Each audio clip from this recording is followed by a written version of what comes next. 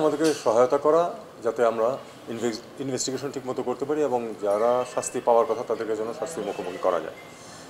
কারণ আপনারা জানেন যে এই সরকারের অবস্থান খুবই পরিষ্কার, ট্রান্সপারেন্ট, যে যারা এই অপরাধগুলো করেছে এবং যারা হুকুম দিয়েছে তাদেরকে অবশ্যই বিচারের সম্মুখীন করতে হবে এবং সে কাজে জাতিসংঘ সহায়তা করুক, এটা তো আমাদের নীতিগত সিদ্ধান্ত আছে।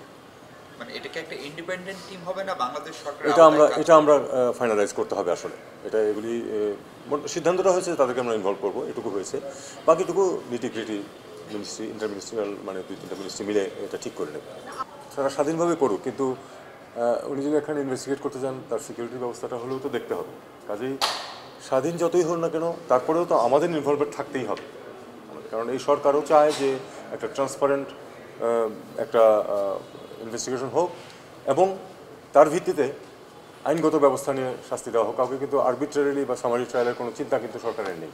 আমরা পুরোপুরি আইন অনুযায়ী করতে চাই কাজটা। আমরা অবশ্যই চেষ্টা করবো যেন একদম সম্পূর্ণ নিরপেক্ষ একটা তদন্ত হয় এবং তার ভিত্তিতে এবং গ্রহণযোগ্য সমস্ত পৃথিবীর কাছে। আমরা কিন্তু এখন এমন সিচুয়েশনটা এমন যে যে কোনো কিছু করতে গেলেই তো এক ধরনের ক্রিটিসিজম আসতে পারে। কাজে আমরা চাইবো এটা সম্পূর্ণ নিরপেক্ষভাবেই হোক এবং তাতে আমাদের যা যা সহায়তা করা দরকার সেটা আমরা করব।